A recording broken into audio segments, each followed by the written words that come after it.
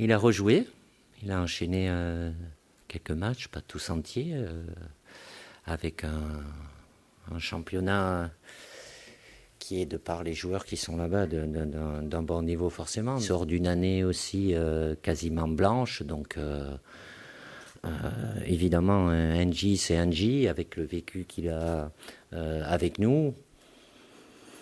J'ai estimé qu'il avait besoin d'enchaîner encore et que les joueurs qui ont été là pendant son absence ont répondu à mes attentes. Et pour moi, NJ reste sélectionnable.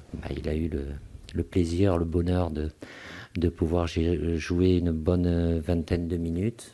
C'est le début d'une route qui est encore forcément longue par rapport à l'année dernière qui a été blanche pour lui. Donc il faut avoir de la patience. Je crois en lui et en sa capacité à retrouver son meilleur niveau, parce que c'est quelqu'un qui a le mental, l'expérience aussi, mais ça ne va pas se faire en claquant des doigts. S'il a retrouvé son meilleur niveau, il sera de nouveau un candidat important pour l'équipe de France. Rien ne me choque.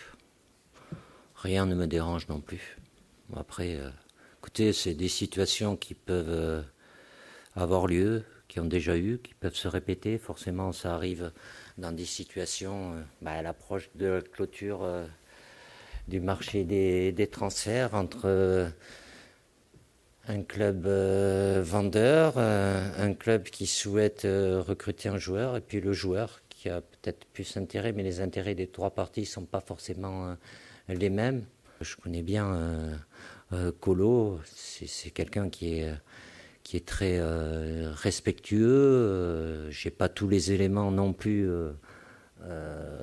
pour pouvoir juger de la situation. Il peut avoir des situations un peu excessives pour, je ne sais pas si c'est le bon terme, mettre la pression d'un côté ou de l'autre. Ça se débloque, ça ne se débloque pas. Ce que je sais, et c'est une certitude, ces 23-là, quand ils rejoindront Clairefontaine lundi, le club, il ne changera pas. Donc, ils seront fixés.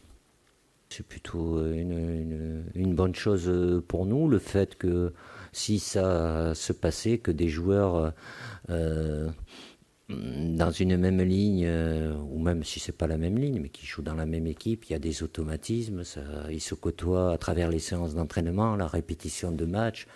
Donc pour avoir plus d'affinité, de relations techniques, ça ne va pas à l'encontre de l'équipe de France, bien évidemment. Non, ne commencez pas avec ces trucs-là. Vous êtes dans du fantasme, donc c'est bien de fantasmer. Moi, je suis très réaliste. Aujourd'hui, ce qui est important pour moi et l'équipe de France A, c'est assurer notre qualification pour le championnat d'Europe en Allemagne.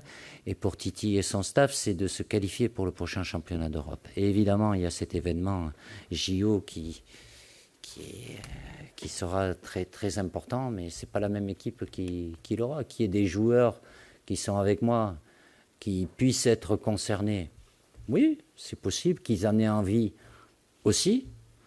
Après, je vous le dis, je vais peut-être me répéter encore une fois, c'est pas vous, c'est pas moi, c'est pas Thierry, c'est pas le président Diallo qui va décider, c'est les présidents de club. Hein, donc, mais même si l'objectif sera, il est encore lointain, mais d'avoir la meilleure équipe possible pour ces JO, et non pas la mascarade qu'il y a eu sur les derniers JO, où là, certainement, on aurait pu éviter ce qui s'est passé. C'est pas à moi de fixer les priorités, s'il y en a à fixer, mais ça semble une évidence. Ajouter à cela, comme vous le savez, évidemment, le championnat d'Europe, c'est une date FIFA. Les JO, ce n'est pas une date FIFA, mais bon, c'est deux événements qui sont